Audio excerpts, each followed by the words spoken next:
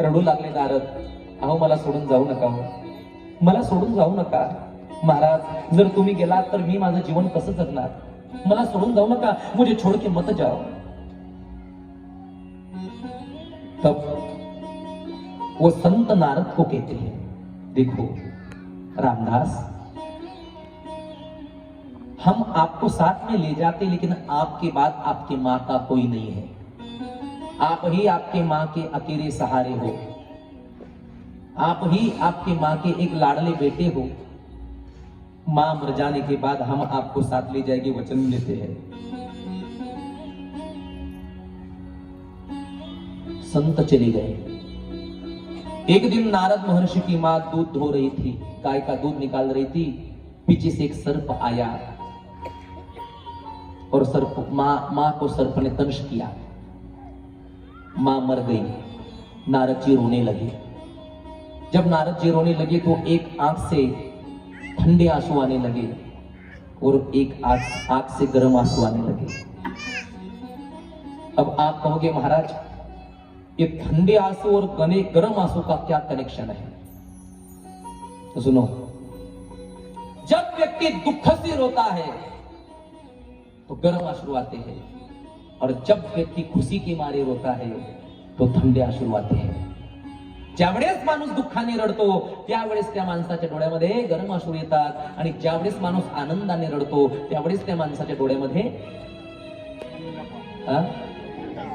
थंड आंसू येतात।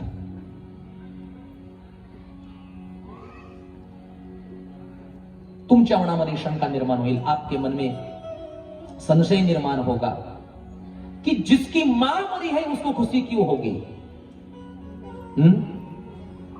जिसकी मां मरी है उसे खुशी क्यों होगी? अरे भला जिसकी मां मर जाती है उसे दुख होता है कि खुशी होती है? बोलो, दुख होता है ना। मां मर जाने के बाद बच्चे को दुख ही होता है, क्योंकि उसके जीवन का प्रेम का सागर अब समाप्त हो गया है, इसलिए वो रोता है। तो गर्म आंसू ही टपकते हैं, ठंडे आंसू थोड़ी टपकते हैं। तो नारद जी की एक आंख से ठंडे आंसू, दूसरे आंख से गर्म आंसू क्यों निकले महाराज? तो सुनो, गर्म आंसू इसलिए निकले कि मेरी मां मर गई, मेरे प्रेम का सागर समाप्त हो गया, और ठंडे आंसू इसलिए निकले कि अब मां मर गई तो मैं स्वतंत्र हो गया, मैं अकेला रह गया, अब मैं अकेले रहकर भगवान की भक्ति करूंगा, भगवान को प्राप्त करूंगा, संतों का संग करूंगा। इसलिए एक आंख से ठंडे आंसू और एक आंख से गर्म आंसू निकलने लगे। नारद महर्षि रोने लगे।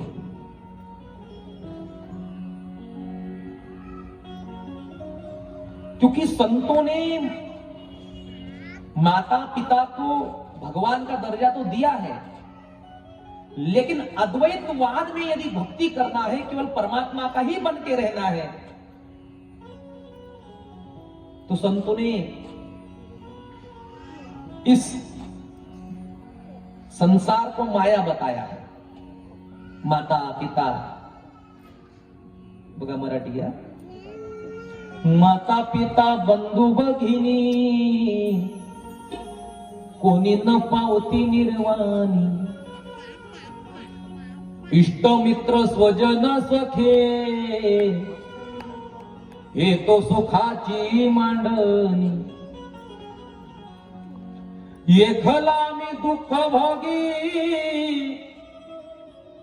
कुंभ पाक जाचणी, तेथे कोणी सोडवेना एका सद्गुरु वाचूनी। तो माता पिता बंधु बहन ये सारे मायामय है। यदि आपको अकेले रहकर भगवान की प्राप्ति करना है तो आपको इनका त्याग करना पड़ेगा और भगवान की शरण में जाना पड़ेगा। तुम्हाला जर खरंच जीवनाचा आनंद घ्यायचा असेल तर या सर्वांचा त्याग करून परमात्म्याच्या शरणागतीला पत्करावं लागेल, त्यावेळेस तुम्हाला खऱ्या सुखाची प्राप्ती होईल, ज्याला आम्ही शाश्वत सुख म्हणतो। तर नारद महर्षी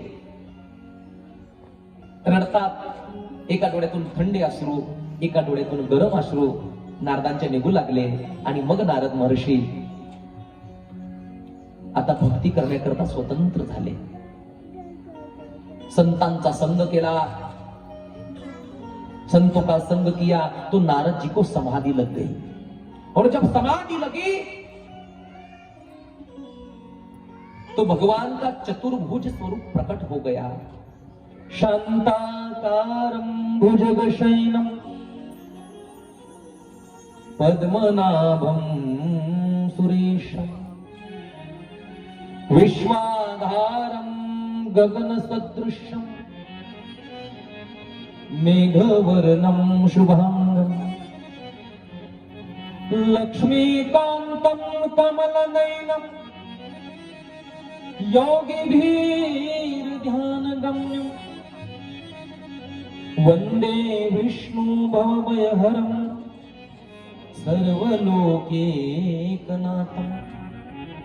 इतना सुंदर स्वरूप ध्यान में दिखा नारद जी को कि नारद जी कहते भगवान रुक जाओ रुक जाओ रुक जाओ, लेकिन वो सुंदर स्वरूप केवल कुछ क्षण के लिए रहा और वो सुंदर स्वरूप गायब हो गया, लुप्त हो गया। अब आकाशवाणी हुई, रामदास इस स्वरूप को यदि निरंतर आप देखना चाहते हो, निरंतर देखना चाहते हो, तो आपके ब्रह्मा जी ने दिए हुए उस चतुश्लोकी भागवत को याद करो, उस मंत्र को याद करो, ओम नमो भगवते वासुदेवाय श्रीमन नारायणाय नमः। इस मंत्र का निरंतर जप करते रहो, आपको यह स्वरूप निरंतर दिखेगा। परिणाम क्या हुआ? संतों का संग किया, नारायण नाम का चिंतन किया, तो रामदास को दूसरा जन्म मिला नारद जी का। देखो, एक दासी पुत्र थे, कौन? रामदास। लेकिन अगले जन्म में कौन भये? नारद।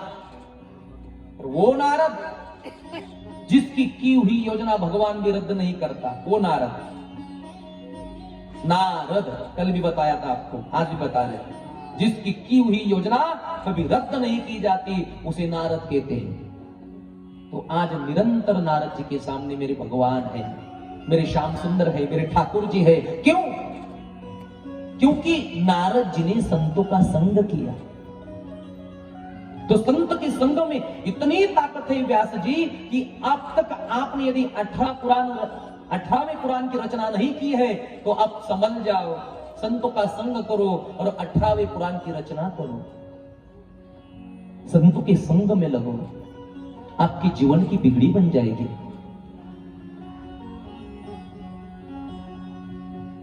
अरे अच्छी बनेगी तेरी बिगड़ी बनेगी,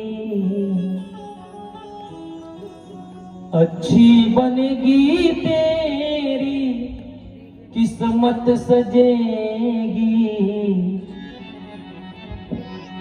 संतन के संग लागरे तेरी अच्छी बनेगी, संतन के संग लागरे तेरी अच्छी बनेगी, तेरी अच्छी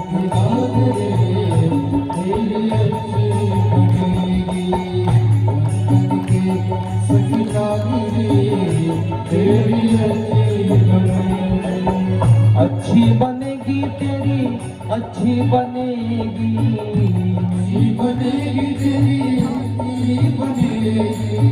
अच्छी बनेगी तेरी किस्मत सजेगी, बनेगी तेरी किस्मत सजेगी, संतन के संग लागरे तेरी अच्छी बनेगी, संतन के संग लागरे तेरी अच्छी बनेगी, संतन के संग लागरे तेरी अच्छी बनेगी, संतन के संग लागरे तेरी अच्छी बनेगी।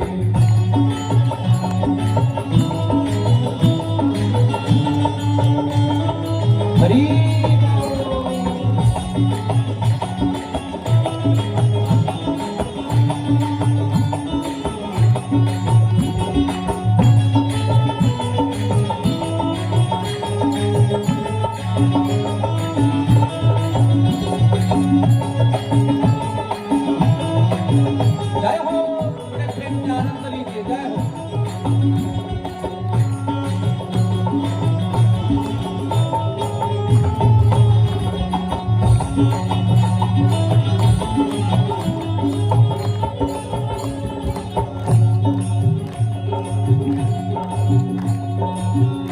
संतन संग कर पुण्य कमाई, संतन संग कर पुण्य कमाई, संतन संग कर पुण्य कमाई, संतन संग कर पुण्य कमाई।